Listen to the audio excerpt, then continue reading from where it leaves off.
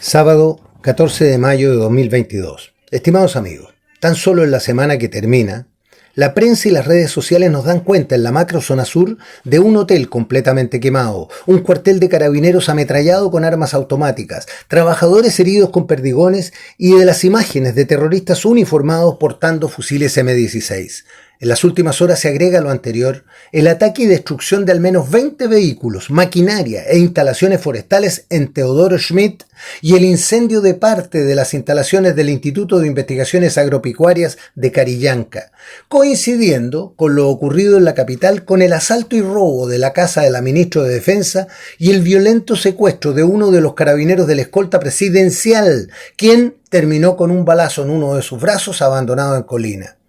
Frente a este clima de violencia creciente, seguimos escuchando explicaciones irrelevantes y las mismas declaraciones inoficiosas del pasado, anunciando querellas en contra de quien resulte responsable, sin comprender que la principal responsabilidad de que ello ocurra es precisamente de quienes hacen tales declaraciones. La falta de conciencia acerca de lo que significa ser la autoridad a cargo nos confirma, por desgracia, las preocupantes señales de desgobierno que se vienen dando desde el inicio del mandato de quienes aún no se recuperan de su sorpresa por haber llegado al poder. Incapaces e ignorantes siguen compitiendo por su lugar en el gobierno para desgracia de todos los chilenos, en perfecta sincronía con los payasos y payasas de una convención constitucional que prepara el guión, que contendrá los capítulos siguientes de esta serie tenebrosa, anticipando escenas que nos muestran el estado de anarquía institucional que nos espera, si la gente se suscribe a ella aprobándola en el plebiscito. Pero, como en toda improvisación, la desorientación que flota en el ambiente no ayuda al gobierno, llevándolo a buscar soluciones que chocan con sus dogmas ideológicos, en este caso con el control de una violencia que forma parte del ser natural de sus integrantes, por haberla utilizado durante años antes de llegar al poder. Hoy, cuando se ven obligados a ejercer la autoridad que antes criticaban, parecen venir recién a darse cuenta de lo que significa estar al mando y responder por todo lo que afecta a la ciudadanía, comprendiendo tardíamente el problema en que se metieron. Con evidente angustia se dan cuenta de cuán atrás quedó aquella facilidad irresponsable con la cual incitaban a marchar, destruir, incendiar y atacar a carabineros, sintiéndose líderes de una rebeldía con o sin causa, donde competían con quien mostraba el mayor coraje, vociferando insultos desde el anonimato o protegido por los agentes del Instituto de los Derechos Humanos. De aquel estado de gracia revolucionaria,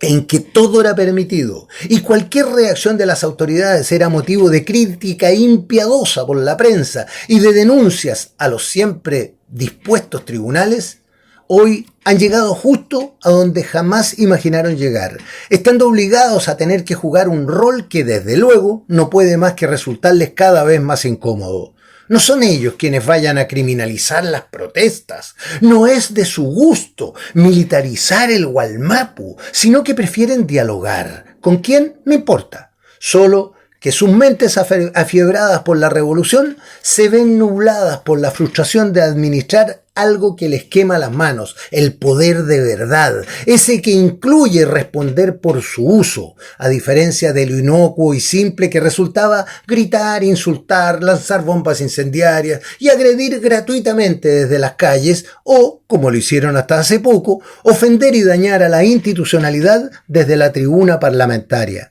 Dolorosamente comienzan a descubrir que otra cosa es con guitarra, y eso sí que se les nota. En una contradicción vital para sus convicciones ideológicas y para su fundamentalismo dogmático, los hemos visto en estos días golpeando puertas en la oposición y en la centroizquierda para pedir que apoyen un proyecto de ley que no es más que la reposición de aquel que bloquearon porfiadamente cuando fue presentado por el gobierno anterior, demostrando que se encuentran metidos en un zapato chino al no conseguir siquiera que sus propios parlamentarios oficialistas se compren esta nueva forma de hacer revolución. Los estudiantes en práctica de la moneda se ven obligados a no presentar la propuesta al Congreso a fin de no sufrir una humillante derrota y profundizar con ella el insinuado quiebre interno con los comunistas, quienes muestran tener el control, pese a los esfuerzos de sus socios frente amplistas. Y lo peor de todo es que el modelo a proponer sigue siendo un mecanismo artificioso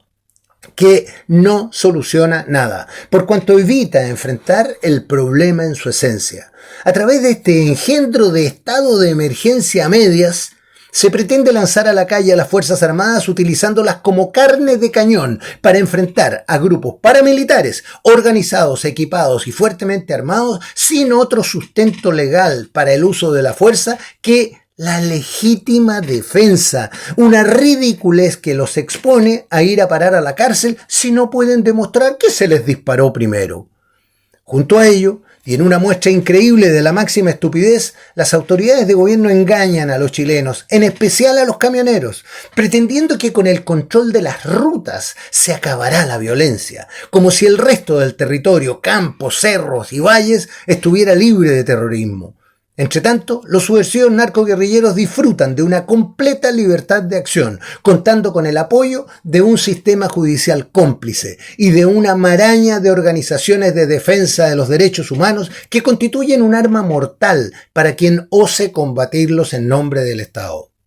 De allí entonces que enviar al sur a fuerzas militares claramente preparadas para la guerra y no para tareas policiales sea un acto de cobardía suprema, pretendiendo hacerlo a través de una argucia legal que resulta ser tan inconstitucional como para requerir de una modificación previa a la Carta Fundamental.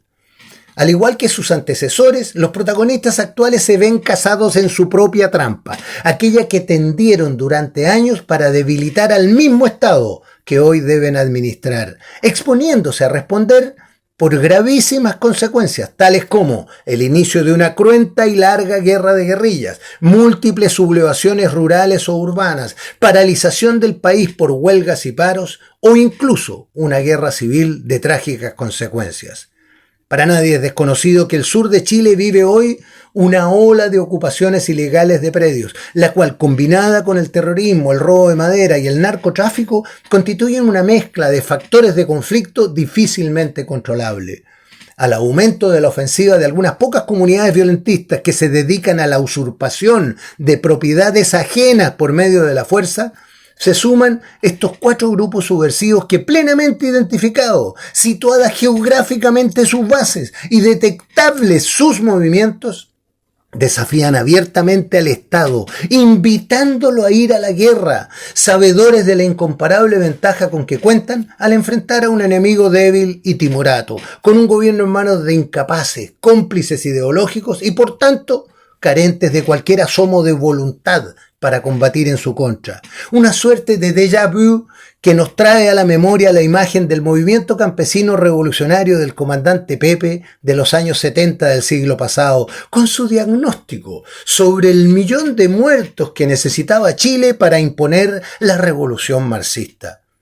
Los gestos de solidaridad con los terroristas del gobierno de entonces se ven reflejados en la actualidad, con la actitud cómplice que muestran las autoridades ante el insólito otorgamiento de beneficios carcelarios a un asesino que recién comienza a cumplir una condena de 18 años de cárcel, como ocurre con el poco creíble Machi Celestino Córdoba y los primos Tralcal, tal como muy probablemente ocurrirá con otros criminales favorecidos por sus socios políticos desde Santiago. Las recientes declaraciones de la vocero de la Corte Suprema nos confirman que tras este otorgamiento hay algo que huele mal. Siendo la concesión de este tipo de beneficios obra exclusiva de Gendarmería y por tanto del Ministerio de Justicia, cabe preguntarse qué esperan los parlamentarios para requerir un pronunciamiento de la Contraloría General sobre el abuso de atribuciones y la violación de un fallo judicial cometido por estos organismos políticos, a fin de presentar posteriormente la correspondiente acusación constitucional en contra de quien corresponda. Los hechos que han acontecido en las últimas horas no solo confirman que con los grupos terroristas no es posible dialogar y que mientras mayor debilidad muestre el Estado hacia ellos, mayor será la violencia en su respuesta. El diálogo solo es posible cuando existen al menos 2 partes en discusión, con voluntad de intercambiar posiciones para llegar a un acuerdo. pretender dialogar con quienes ni siquiera cuentan con una organización que los represente a todos, sin que exista una causa real que sea compartida mayoritariamente. Y mientras haya grupos que, valiéndose de la violencia extrema, atemorizan a quienes consideran ajenos a la zona y a su propia gente, no es posible de manera alguna, sin que se reponga previamente el Estado de Derecho o se imponga la paz. Podemos imaginar lo que sucederá si la nueva constitución indigenista, secesionista y anárquica llega a ser aprobada en septiembre, alimentando la expansión del conflicto a límites incontrolables y estableciendo la tiranía de los grupos que muestren la mayor fuerza y violencia. De lo que votemos en el plebiscito dependerá en gran medida la evolución de este conflicto, como también lo que ocurra con el orden público en las ciudades de nuestro país, hoy en manos de una delincuencia creciente y cada vez más potente. Soy Patricio Quilot.